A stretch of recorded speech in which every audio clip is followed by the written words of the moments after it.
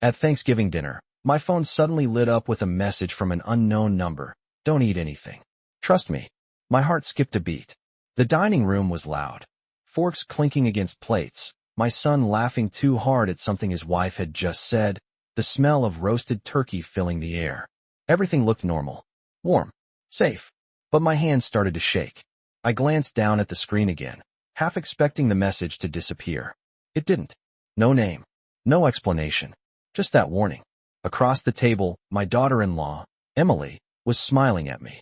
Too brightly. "Mom, you barely touched your food," she said, tilting her head. "You need to eat. You've been so weak lately." Weak. That word again. For the past 6 months, I'd been weak. Dizzy spells. Nausea. Fatigue that came out of nowhere. Doctors ran tests. Nothing conclusive. More medication. More appointments. More concern from Emily than anyone else. She had taken over everything. My prescriptions. My grocery shopping. Even my vitamin schedule. "She just wants to help," my son Daniel had said. "You should be grateful." I had been grateful. Until that text. I looked at my plate. Mashed potatoes, green beans, stuffing, and the slice of turkey Emily herself had placed there. "Eat while it's hot," she urged gently. The phone buzzed again. Unknown number. "I'm serious. Don't eat it." A cold wave moved through my chest. I slowly set my fork down. "Are you okay?" Daniel asked. I don't feel well," I said, pressing my hand to my stomach. Emily stood immediately. "Too quickly." "I knew it," she said. "You're having another episode. This is exactly why you need your medication on time." Medication. The small white pills she kept in a weekly organizer in her purse. The ones only she picked up from the pharmacy. The ones that always made me feel worse before I felt better. Or maybe just worse. "I think I'm going to lie down," I said quietly. Emily's smile flickered for half a second. "You should at least eat something first," she insisted. "You need strength." Her eyes dropped to my plate. Waiting. Watching. That was the moment something shifted inside me. Not panic. Clarity. If this message was a prank, I would look foolish. Dramatic. Paranoid. But if it wasn't, I pushed my chair back. "I'll eat later," I said. The room went silent for a fraction of a second, long enough for me to notice. Emily's fingers tightened around her wine glass. Daniel looked confused, and my phone vibrated one more time. "You just saved yourself." I didn't reply. I walked down the hallway toward the guest bedroom, each step feeling heavier than the last. Behind me, the laughter slowly started again. But it sounded different now. Forced. That night, lying in the dark, I stared at the ceiling and replayed every meal from the last 6 months. Every dizzy spell. Every time Emily insisted she handle my medicine. Every time Daniel told me I was imagining things. At 11:47 p.m., another message came through. "I can prove it. But you have to be careful." I stared at the screen. My hands were no longer shaking. They were steady. Because deep down, I already knew something was wrong. And tomorrow, I was going to find out exactly what. I didn't sleep that night. Every time I closed my eyes, I saw Emily's face across the table. Smiling. Waiting for me to take that first bite. At 6:12 a.m., my phone buzzed again. Unknown number. "Are you alone?" My house was quiet. Too quiet. Daniel and Emily had stayed overnight in the guest room across the hall. They said it was in case I had another episode. I typed back carefully. "Yes." 3 dots appeared immediately. "Good. We can't talk if she's near you." A chill ran down my spine. "She." I typed. There was a pause this time. Longer. "You already know." I swallowed. I didn't respond. Instead, I listened. The faint sound of the shower running down the hall. Emily always woke up early. She said routine was important for patience. Patience. That's what she had started calling me 6 months ago. Not Mom. Not even Mrs. Carter. Just patient. I slipped out of bed and locked my bedroom door. Then I opened the small wooden box in my nightstand. The one that held my old prescriptions from before Emily began organizing everything. There were only 2 bottles inside. Both prescribed by my longtime physician, Dr. Klein. Neither of them matched the white oval pills Emily insisted I take every morning. My phone buzzed again. "Check the bottle she gave you." "What does it say?" I crossed the room and quietly picked up the weekly pill organizer. Sitting on my dresser. Emily had placed it there herself before going to bed. Monday, Tuesday, Wednesday. Every slot filled. I opened today's compartment. 2 white pills. No imprint I recognized. Send me the name on the prescription bottle. The unknown number texted. There was no bottle. Emily never left the original bottle in my room. She said it was easier for her to manage everything centrally. I don't have it, I typed. She keeps them. The reply came almost instantly. That's a problem. A knock on my door made me jump. Mom, Daniel's voice. You awake? I quickly slid the pill organizer back into place. Yes, I called out, forcing my voice steady. The door handle turned, then stopped. It's locked. I needed privacy, I said. A pause. That's new, he replied. Footsteps retreated. Not angry, just confused. 5 minutes later, another message. Do not take those pills today. My heart pounded harder than it had the night before. Why? I typed.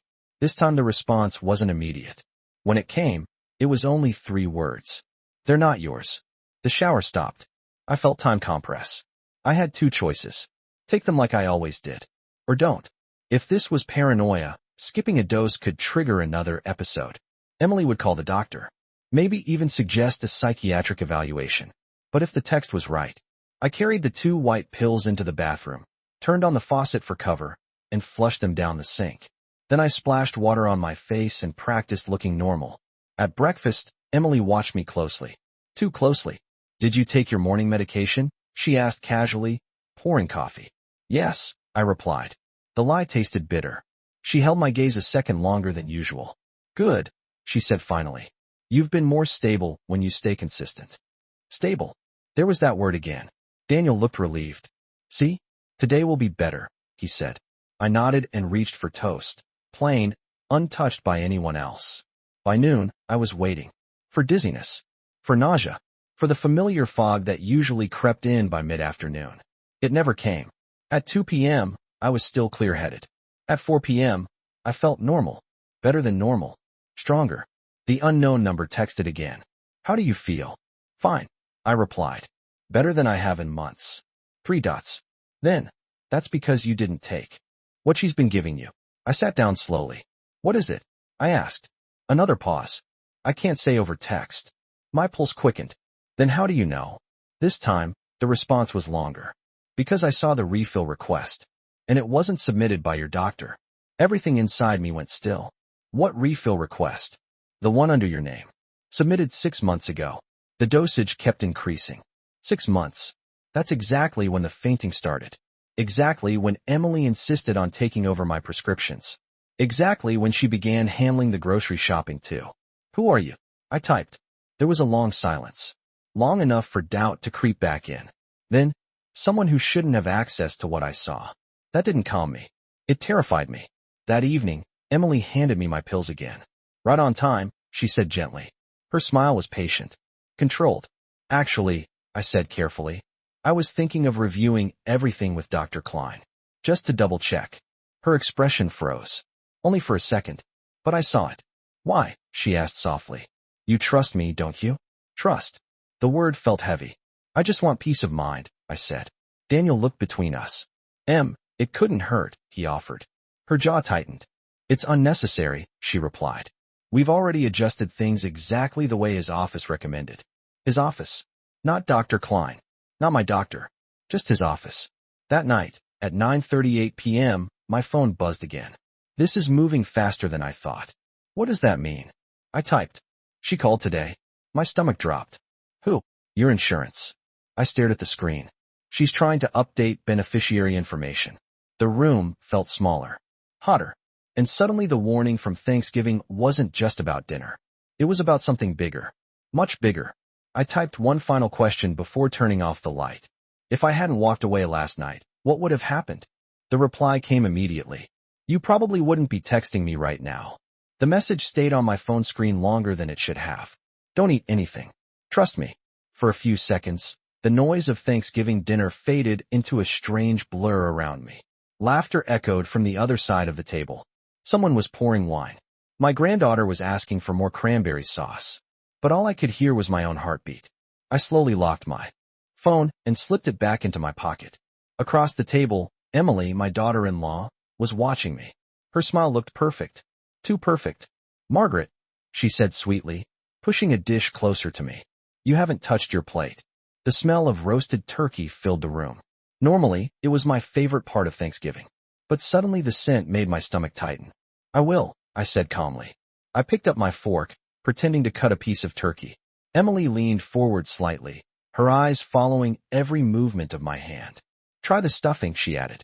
I made it especially for you. Especially for me. The words repeated in my mind. My fingers tightened around the fork. Then I remembered the message again. Don't eat anything. A stranger had sent it. An unknown number.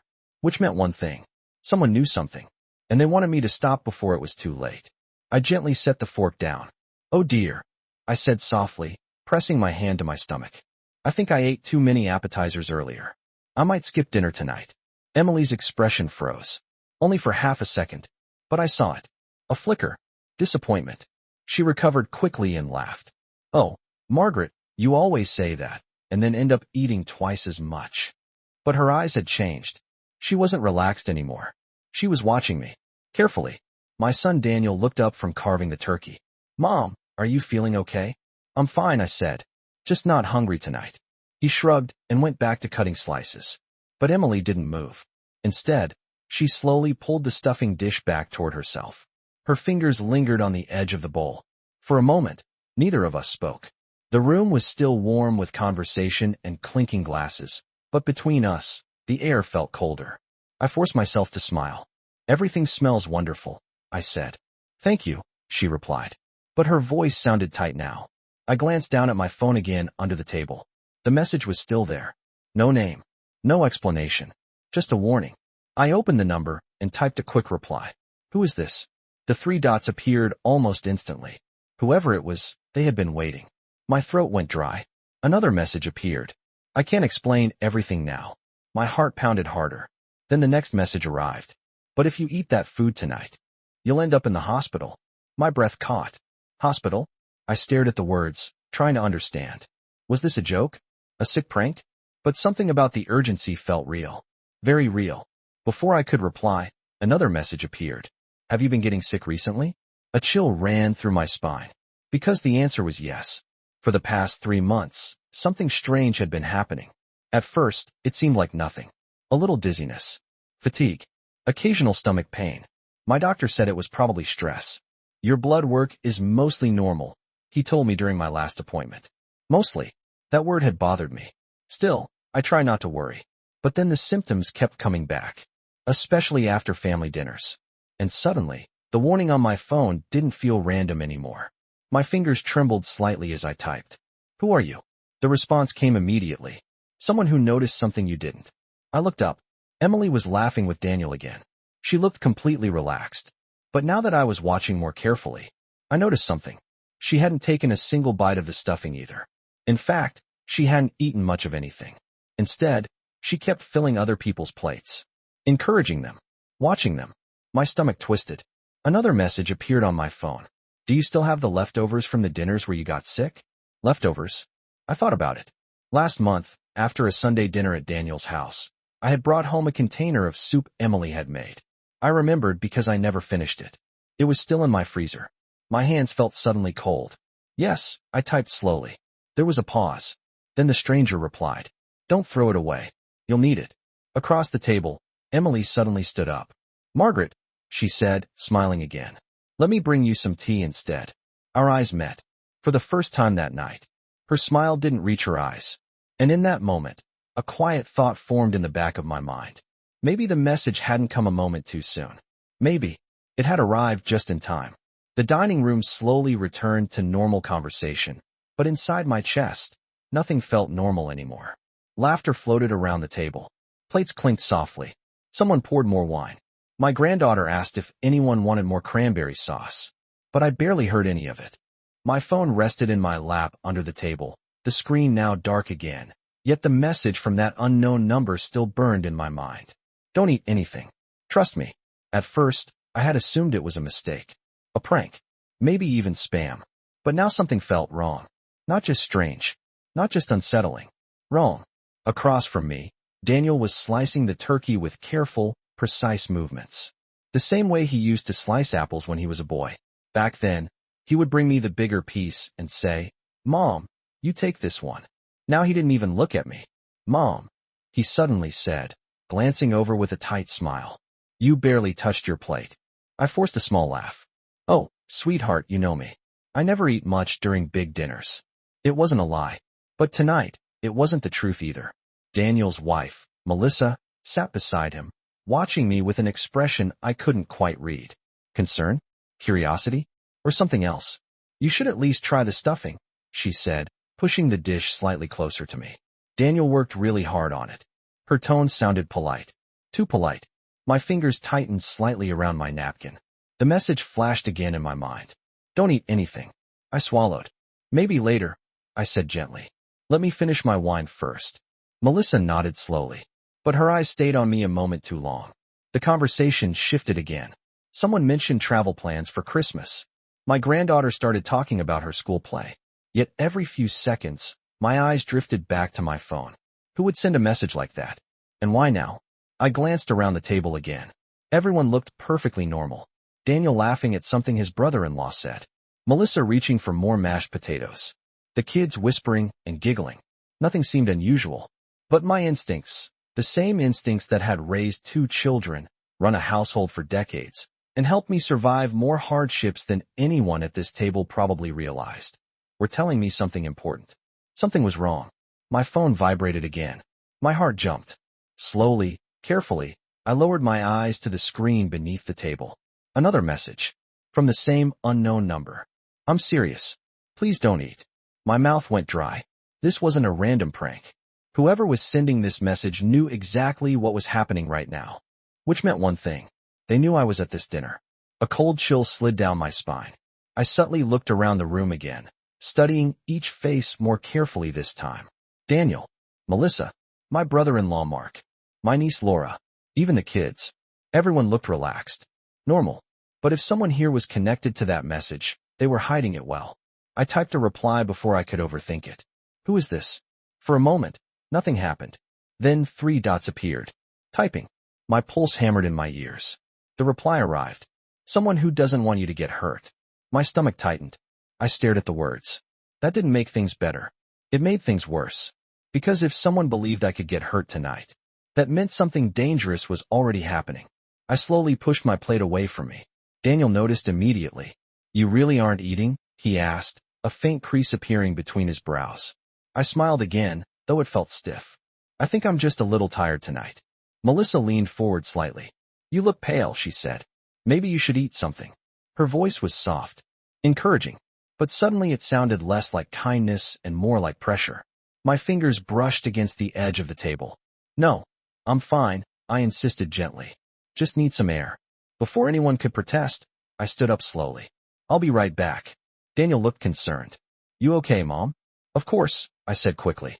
But my heart was pounding so loudly I could barely hear my own voice. I stepped away from the table and walked toward the hallway. The moment I turned the corner and was out of sight, I exhaled a breath I didn't realize I had been holding. My hands were shaking. I unlocked my phone again. Another message had arrived. This time, it was longer. And what I read made the floor feel like it had dropped out from under me. The food isn't safe.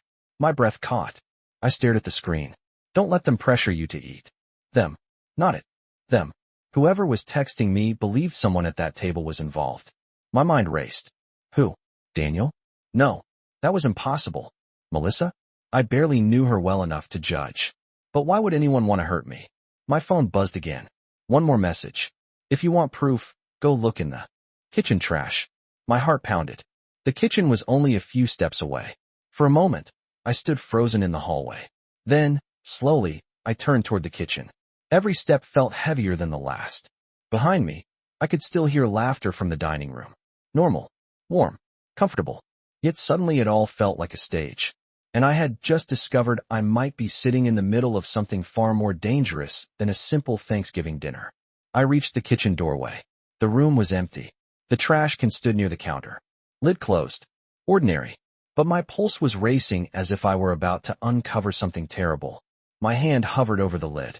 And for the first time that night, a frightening thought crossed my mind. What if the message was telling the truth? And what if the danger wasn't a stranger at all?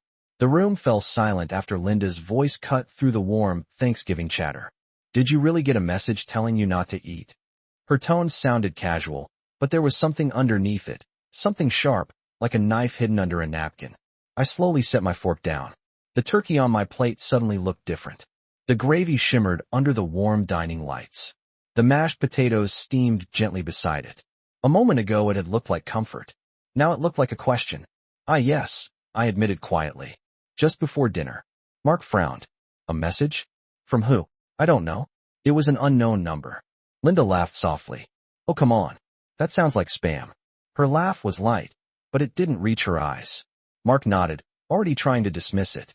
"Mom, you get those scam messages all the time. Remember the one about the fake bank?" "That one said I won a cruise," I said quietly. "This one told me not to eat." "That was different. Very different." For a moment no one spoke.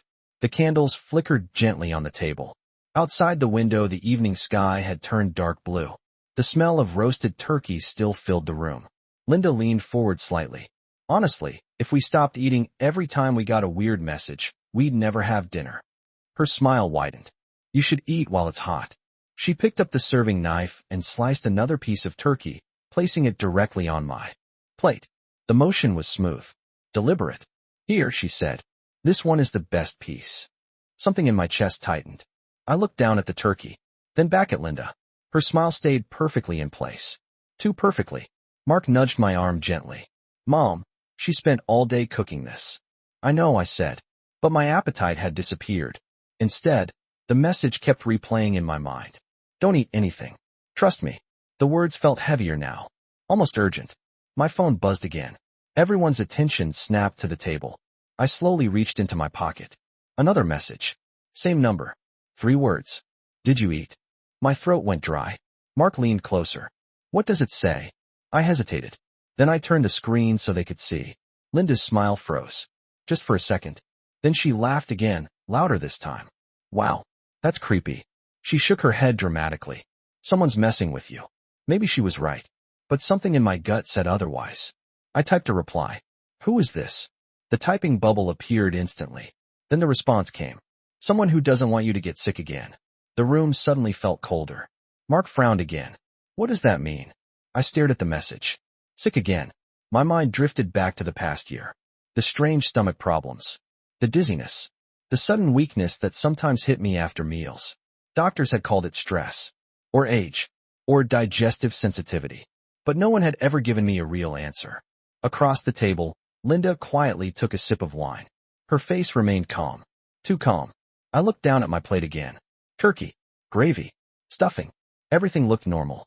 But suddenly, every bite felt like a risk. I pushed my chair back slowly. I'm not very hungry tonight." Mark looked surprised. "Mom, you barely ate anything." "I had a big lunch." That wasn't true, but it was the easiest excuse. Linda tilted her head slightly. "You should at least try the stuffing," she said sweetly. "It's your favorite." Her voice was warm, but something about the way she watched me made my skin crawl. I stood up. "Maybe later."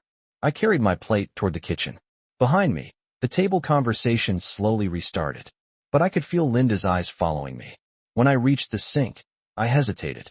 Then I tipped the entire plate into the trash. The turkey slid off first, then the stuffing, then the potatoes. I rinsed the plate carefully, trying to keep my hands from shaking. A few minutes later, I stepped outside onto the back porch. The cold air hit my face immediately. It helped. I pulled my phone out again. Another message had arrived. "Good. Don't eat anything they give you tonight." My heart pounded. They. Not her. Not him. They. I typed quickly. "Who are you?" A long pause followed. The wind rustled the dry leaves in the yard. Inside the house, I could hear laughter again. Finally, the phone vibrated. The next message appeared slowly, and the moment I read it, the blood drained from my face. "Tomorrow morning, check the kitchen trash." I didn't sleep that night. The message from the unknown number kept replaying in my mind like a broken recording. "Don't eat anything. Trust me." At first, I tried to convince myself it was a prank. Maybe someone dialed the wrong number. Maybe one of Emily's friends thought it would be funny. Maybe I was overthinking everything.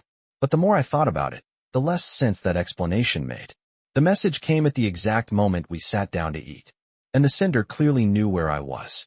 I lay in bed staring at the ceiling, listening to the quiet hum of the refrigerator in my small apartment.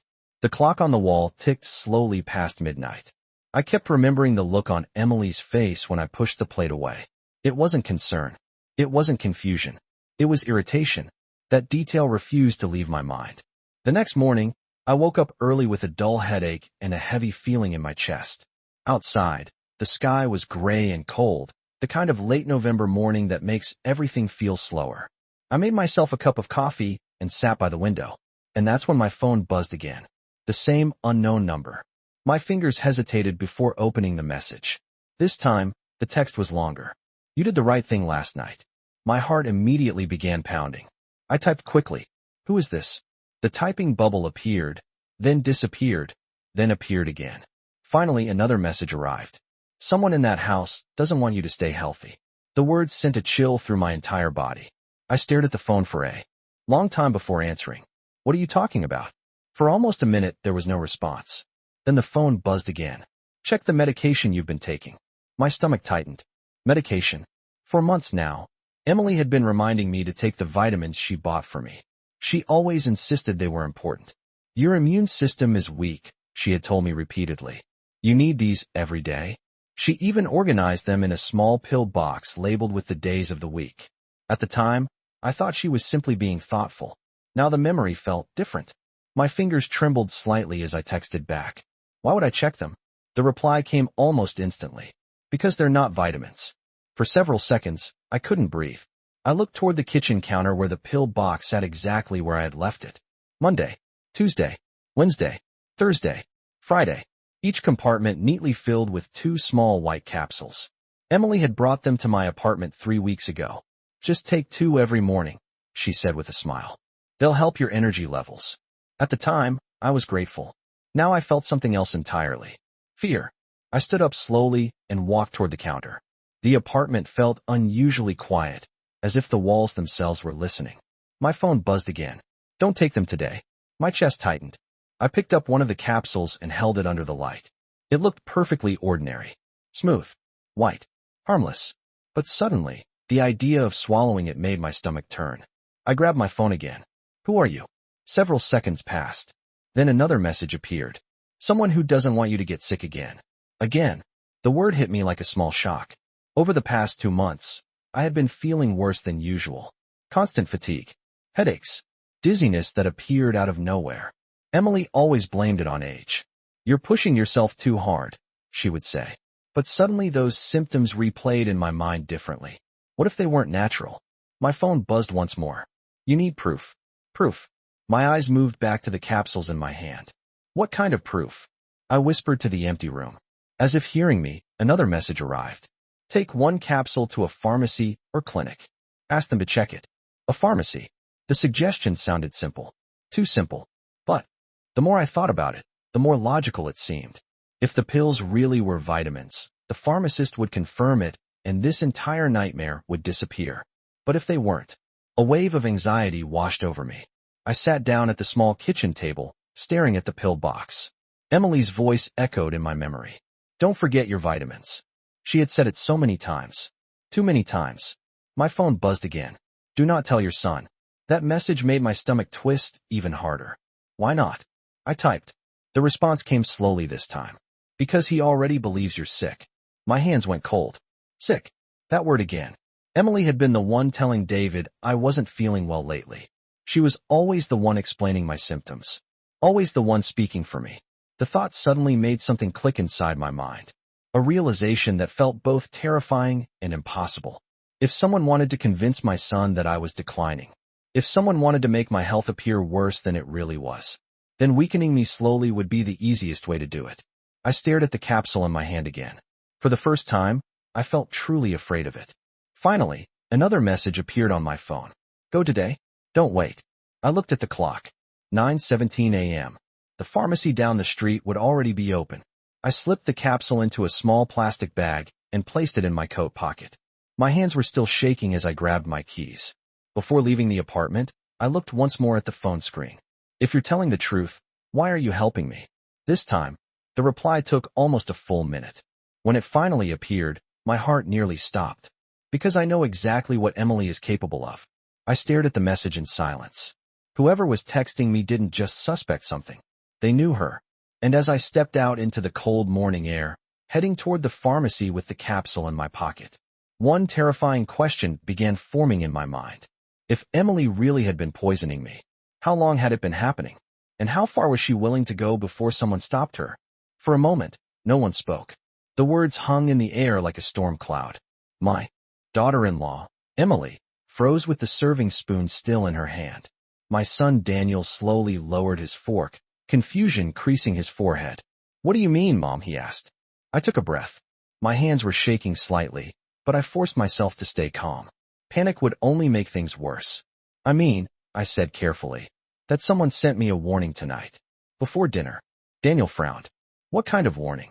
I reached for my phone again. The screen lit up, casting a pale glow across the table. Everyone leaned closer as I placed it between us. There it was. The message. Don't eat anything.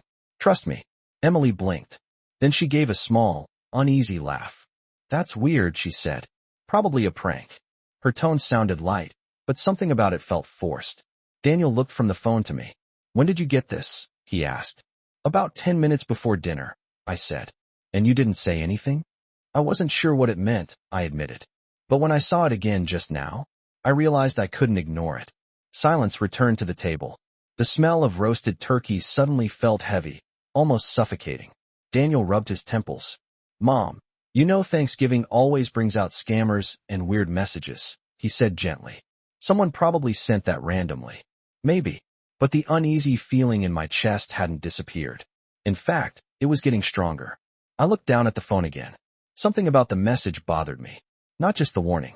The timing. Whoever sent it had known exactly when I was sitting down to dinner. Emily cleared her throat. Well, if you're worried, she said, we can just skip dessert tonight. Her voice sounded too quick, too eager. Daniel shook his head. That's not necessary, he said. Everything here is homemade. Emily cooked most of it herself. He smiled at her reassuringly. But Emily didn't smile back right away. Instead, she picked up her wine glass and took a long sip. Her eyes flicked toward the kitchen, just for a second, then back to the table. The movement was small, almost invisible, but I noticed it. And suddenly, the message didn't feel like a prank anymore.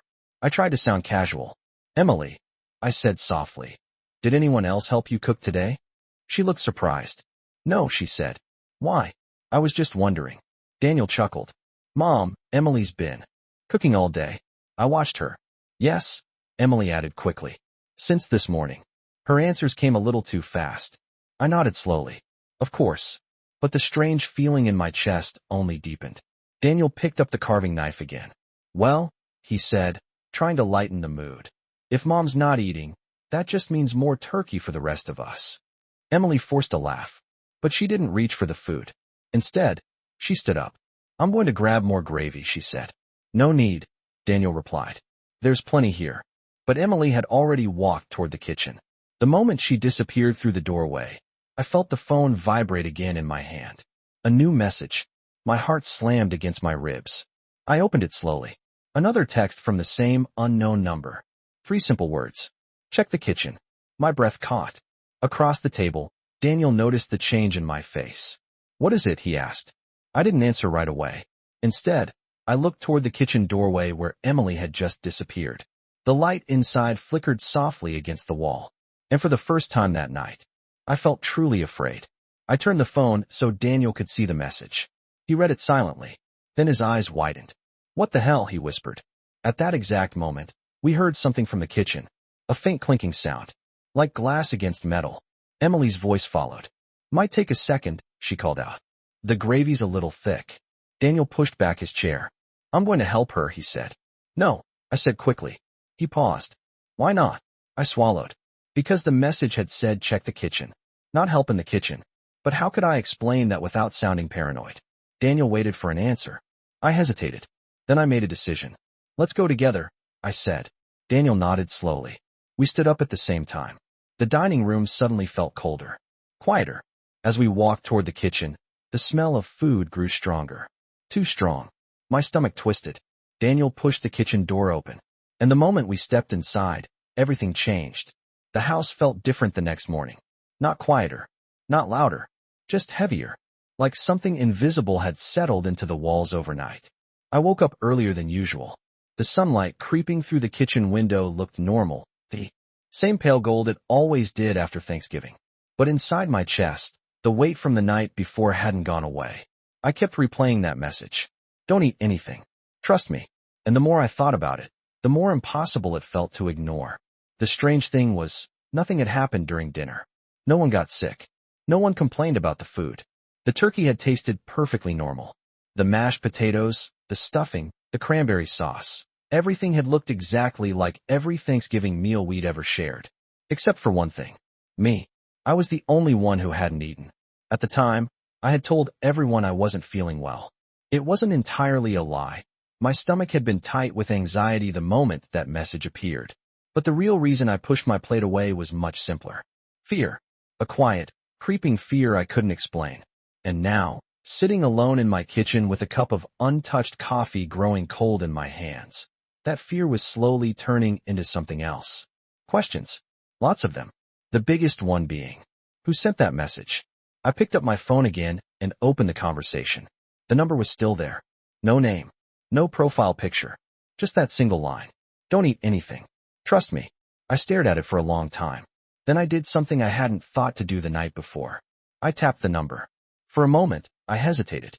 My thumb hovered over the call button. Part of me worried that whoever sent the message wouldn't answer. Another part of me worried they would. Finally, I pressed it. The phone rang. Once. Twice. 3 times. Then it went to voicemail. A robotic voice told me the number wasn't available. I tried again. Same result. I frowned and leaned back in my chair. That didn't feel like a coincidence. My phone buzzed suddenly in my hand. For a split second, my heart jumped, thinking it might be the stranger calling back. But it wasn't. It was a message from my daughter-in-law, Emily. Morning. Just checking on you. You seemed a little off last night. Are you feeling better? I stared at the message for a moment before replying. I'm fine. Just tired. A few seconds later, the typing bubbles appeared. Good. I was worried. I read the words twice. Something about them made my stomach tighten. Again, Emily had always been polite to me. Kind, even. She was the kind of person who remembered birthdays, who brought homemade desserts to family gatherings, who always offered to help clean up after dinner. But last night, something about her behavior had felt strange. At the time, I hadn't been able to pinpoint it. Now, with the quiet of the morning giving my mind too much space to wander, small details began to resurface. The way she kept insisting I eat. The way she watched my plate. The way her smile seemed just a little too tense when I said I wasn't hungry. I shook my head quickly, trying to push the thought away. No, that was ridiculous. Emily was family. And besides, everyone had eaten the same food. If there had been something wrong with it, someone else would have gotten sick. Right? Still, the uneasiness didn't go away. I finished my coffee and decided to step outside for some air. The cold morning breeze felt sharp against my skin as I stepped onto the porch. Across the street, Mrs. Carter was walking her dog like she did every morning, bundled up in a bright red scarf. Everything looked normal. Too normal. My phone buzzed again. This time, it wasn't Emily. It was the same unknown number. My breath caught in my throat. For a moment, I just stared at the screen. Then I opened the message. There was only one sentence. Did you listen to me? My fingers trembled slightly as I typed back. Yes. 3 dots appeared almost immediately. Then another message arrived. Good. I swallowed hard. Who are you? The typing bubbles appeared again. But this time, they stayed there longer. Finally, the message came through. Someone who knows what almost happened to you last night. A cold wave washed over me. What do you mean? This time, the response came faster. You weren't supposed to walk away from that table. For a moment, I couldn't breathe. The porch suddenly felt too small. Too quiet. I glanced instinctively back toward the house. The curtains in the living room window were still drawn, just like I'd left them. But for some reason, I had the strange feeling that someone inside might be watching me. I turned back to the phone. What are you talking about?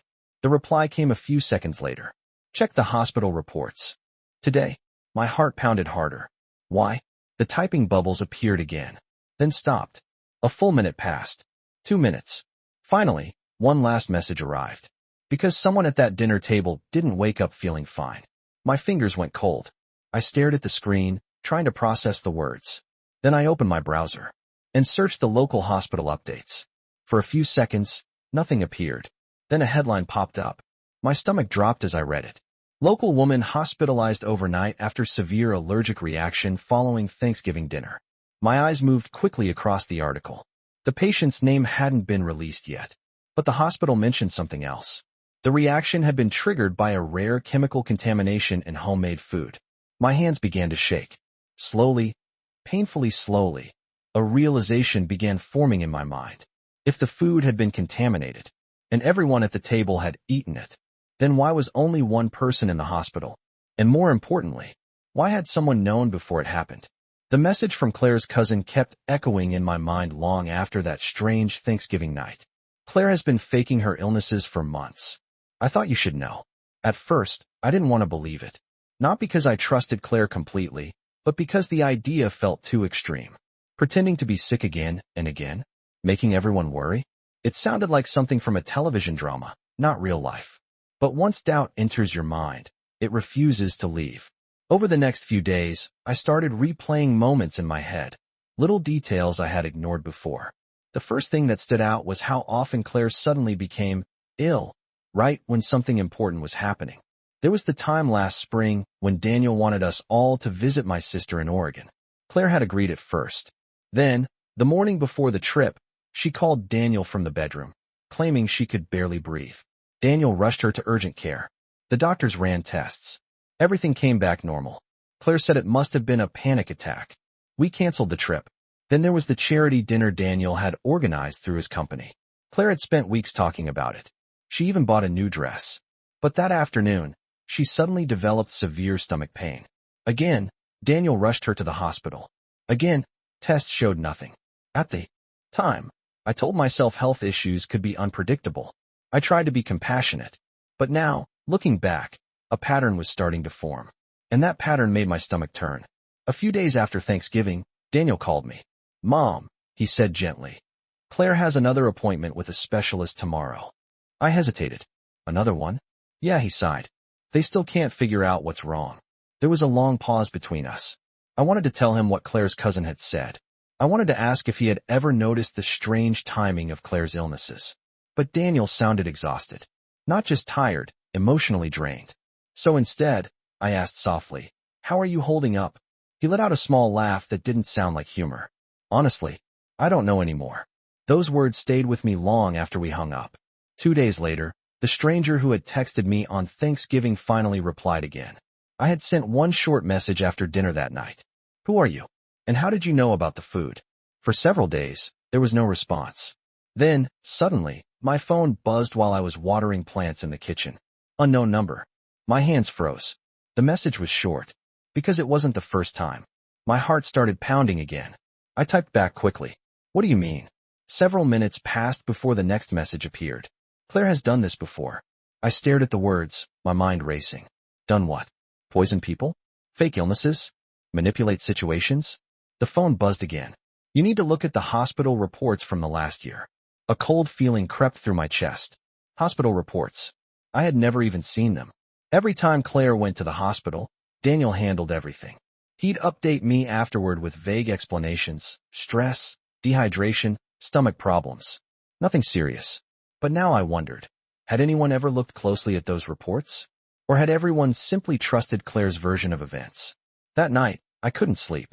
Around midnight, I got out of bed and sat at the kitchen table with my laptop. I started writing down every time I could remember Claire being sick. The list grew faster than I expected. April, breathing problems.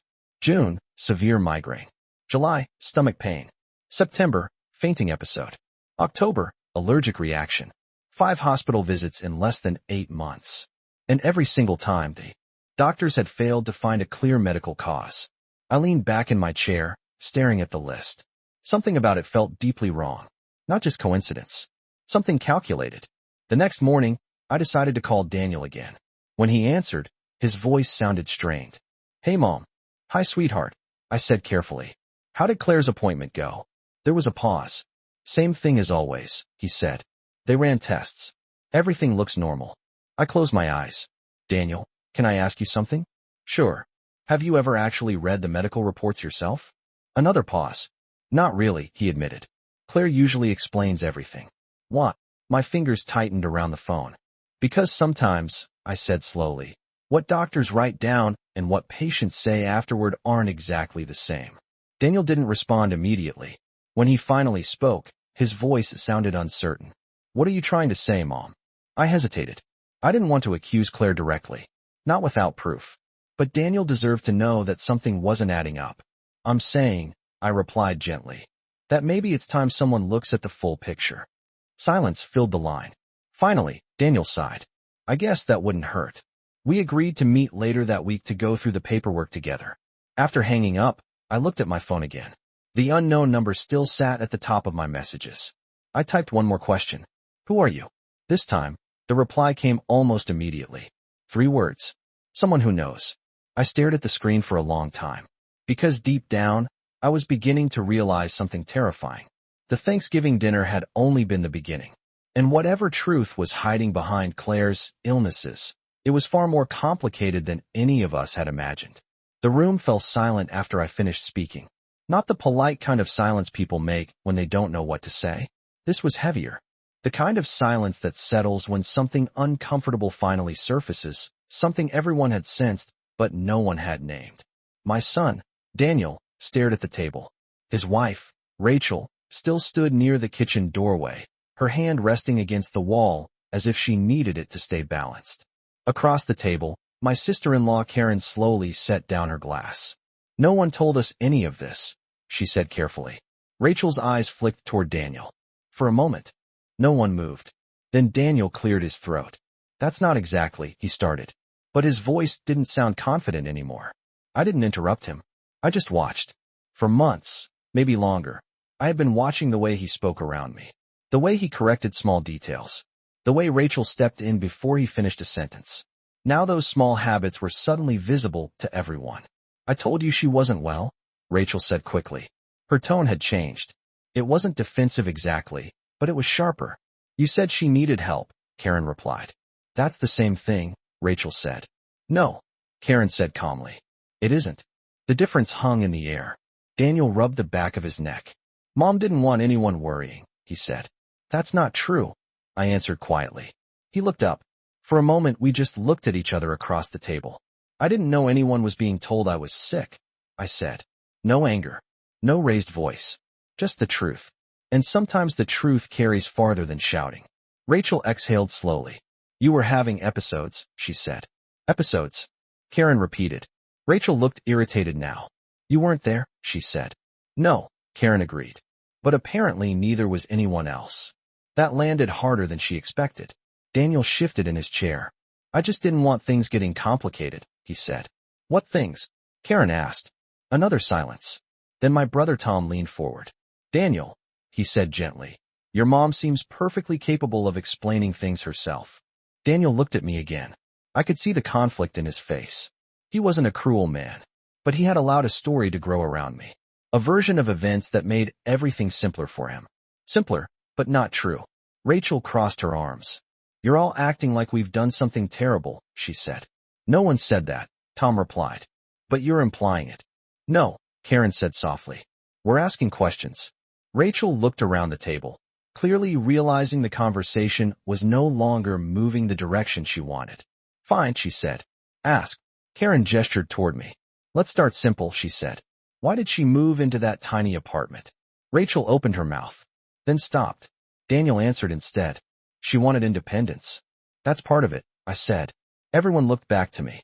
"But the other part," I continued, "is that it was the only place I could move quickly after my house was listed." Rachel's head snapped up. "Listed?" she said. "Yes." "That wasn't supposed to happen yet," she said automatically. The words slipped out before she realized it. And the moment they did, I saw something shift in Daniel's expression. A small change, but an important one. He turned toward her. "What do you mean not supposed to happen yet?" he asked. Rachel blinked. "I mean," but there wasn't a smooth answer waiting. Because sometimes the truth arrives in pieces. And when the pieces start fitting together, people suddenly realize how much of the picture they've been missing. Daniel leaned back in his chair slowly. His voice was quieter when he spoke again. "Rachel," he said, "what exactly did you tell the realtor?" The police arrived faster than I expected. 2 patrol cars pulled up quietly outside Daniel's house, their blue lights flashing silently against the dark November sky. The flashing lights reflected off the windows of the dining room, where the Thanksgiving table still sat untouched. Inside, the room was frozen. My daughter-in-law, Claire, was standing near the kitchen counter, one hand gripping the back of a chair. Daniel stood beside the table, staring at his phone with a pale face. No one was speaking. The officers knocked once before Daniel opened the door. "Good evening, sir," the older officer said calmly. "We received a report concerning possible food tampering." Daniel forced a nervous laugh. That must be some kind of mistake. But the officer's expression did not change. "May we come inside?" Behind him, I could hear Claire whisper sharply, "Daniel, what is this?" Daniel stepped aside reluctantly. The officers entered slowly, scanning the room. Their eyes paused briefly on the untouched plates of turkey, stuffing, and cranberry sauce. The younger officer turned to me. "Ma'am, are you the one who made the report?" I nodded. "Yes." Daniel spun around immediately. "You called the police?" he said, his voice rising. "Mom, this is insane." Claire looked even more shocked. "You think I poisoned you?" she asked, her voice trembling. The officer raised a hand calmly. "Let's take this one step at a time."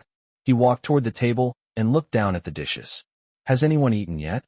"No," I said quietly. The officer nodded. "Good." The younger officer pulled on a pair of gloves and carefully began examining the food. The room fell silent except for the faint rustle of plastic gloves. Daniel rubbed his forehead. "This is ridiculous," he muttered.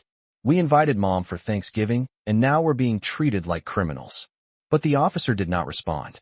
Instead, he asked another question. "Who prepared the food tonight?" Claire answered quickly. "I did. Most of it." Daniel helped with the turkey. The officer nodded slowly. "And no one else handled it?" "No." The younger officer lifted a small container from the table. "What's this?" Claire glanced over. "Oh, that's the gravy." The officer sniffed it carefully, but did not touch it further. Then he turned to me again. "Ma'am, what exactly made you believe the food might be unsafe?" Daniel cut in before I could answer. "A random text message," he said sarcastically, "from some mystery person telling her not to eat." The officer looked back at me. "Is that correct?" I nodded. "Yes. But that's not the only reason." I took out my phone and opened the message again. The officer read it silently. "Don't eat anything. Trust me." His expression changed slightly. "Do you know who sent this?" "No." "Have you received other messages like this before?" I hesitated. "Just one more." Daniel looked confused. "What other message?" I showed the officer the second text that had arrived while we were waiting earlier. It was from the same unknown number. "Check the medications." The officer's eyes narrowed. "Medications?" Claire stiffened immediately. "What medications?" I slowly turned toward her. "The ones you've been giving me." The room suddenly felt colder. Claire blinked several times. "What are you talking about?" Daniel frowned. "Mom, Claire has been helping you. Remember? The vitamins and the supplements she said would help with your fatigue." I nodded slowly. "Yes, I remember." The officer looked between us carefully. "Ma'am, are you saying someone has been giving you medication?" "Not medication," Claire said quickly. "Just supplements." But the officer raised an eyebrow. "Do you have those supplements here?" Claire hesitated. "They're upstairs." The officer nodded. "Please bring them." Claire didn't move for a few seconds. Then she turned slowly and walked toward the stairs. Daniel watched her go, confused. "What is happening?" I looked at my son carefully. "Daniel, how much do you actually know about the things Claire has been giving me?" He frowned. "She said they were vitamins. For your nerves. For stress." I sighed quietly. "That's what she told you." "Hey." A few minutes later, Claire returned, holding a small plastic bottle. Her hands were shaking slightly. "Here," she said. The officer took the bottle and read the label. But there was no label. Just a plain white container. "That's strange," the officer said calmly. Claire swallowed. "It's from a bulk supplier." The younger officer opened the container and looked inside. Small white pills. He exchanged a glance with his partner. The older officer turned to Claire again. "Do you have any documentation for this supplement?" Claire shook her head quickly. "No." But, at that moment, the younger officer's radio crackled softly. He stepped aside to answer it. After a few seconds, he looked up at his partner with a serious expression. "We just got confirmation from dispatch," he said. The room went completely silent. "Confirmation of what?" Daniel asked nervously. The officer spoke slowly. "The phone number that sent the warning message." My heart began pounding again. Daniel looked at me. "See? Probably some prank." But the officer shook his head. No, he turned the phone screen toward us. The message didn't come from a stranger. Claire's face went completely white. The officer looked directly at her. It came from inside this house. The next morning, the quiet little apartment felt different. For the first time in months, I woke up without the heavy knot in my chest. The sunlight slipped through the thin curtains, painting soft lines across the small kitchen table. The same table where I had spent countless mornings drinking coffee alone, wondering when my relationship with my son had started to fall apart. But now things were changing. The message from the stranger had saved me more than just one dinner. It had opened the truth. Later that morning, Detective Harris called again. His voice sounded calmer this time. "Mrs. Parker, we've confirmed several things overnight," he said. "The medication samples we collected from your daughter-in-law's house contained substances that could have caused the symptoms you were experiencing." My fingers tightened around my phone. "So it wasn't in my head?" "No," he said firmly. "It wasn't." For months, Rachel had convinced everyone that my health problems were simply signs of aging, that I was becoming forgetful, weak, fragile. Even my own son had started to believe it. But the truth was something far darker. Rachel had been slowly manipulating my health, controlling the narrative, and using it to isolate me. The police were now investigating further. After hanging up, I sat quietly for a long time. Not because I was scared, but because I was thinking about my son, Daniel. I remembered the little boy who used to run into my arms after school. The teenager who used to sit at the kitchen counter while I cooked dinner, telling me about his dreams. Somewhere along the way, we had lost that closeness. And maybe part of it was my fault.